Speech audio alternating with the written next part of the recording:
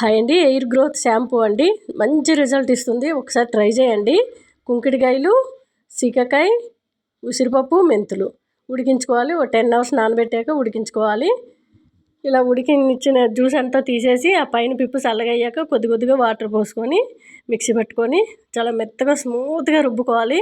ఇది బయట అయినా 1 మంత్ వరకు ఉంటుంది. ఫ్రిడ్జ్లో స్టోర్ చేసుకొని మీకు ఎప్పుడు అవసరమైతే అప్పుడు బాటిల్ నిండా తీసుకొని వాష్రూమ్లో పెట్టుకొని యూజ్ చేయండి.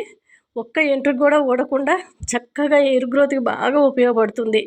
మా ఆయిల్ కానీ మా షాంపూ కానీ చాలామంది తీసుకుంటున్నారండి.